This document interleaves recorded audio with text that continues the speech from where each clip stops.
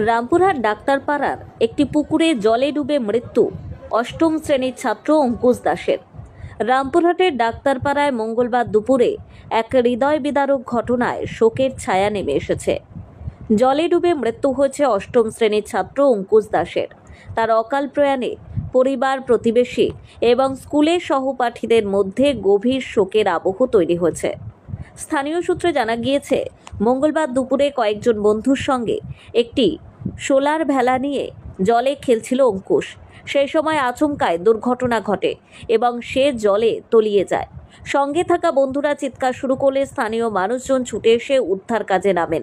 পরে তাকে উদ্ধার করে দ্রুত রামপুরহাট মেডিকেল কলেজ ও হাসপাতালে নিয়ে যাওয়া হলেও চিকিৎসকেরা তাকে মৃত বলে ঘোষণা করেন।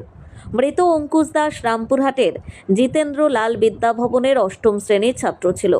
দীর্ঘদিন ধরে পরিবারের সঙ্গে রামপুরহাটের ডাক্তারপাড়ায় একটি ভাড়া বাড়িতে বসবাস করত তারা।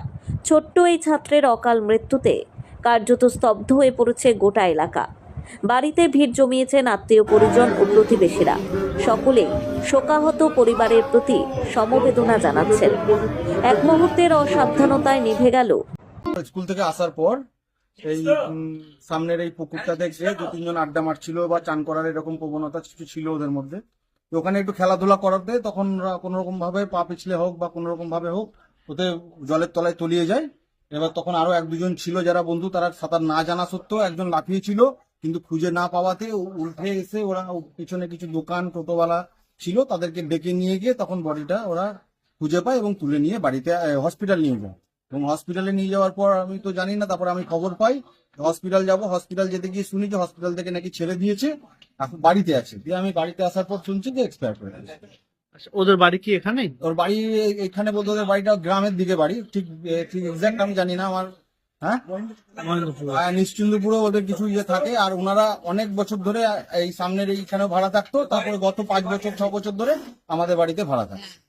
এবং বয়স্ক ভদ্রমহিলা ভদ্রলোক, খুবই ভালো, এবং ছেলেটাও খুব ভালো ছিল এবং পড়াশোনা করতো, সবই ঠিকঠাক ছিল। কিন্তু এই এটা আনফরচুনেটলি ঘটনাটা ঘটে গেছে, একটা অ্যাক্সিডেন্ট।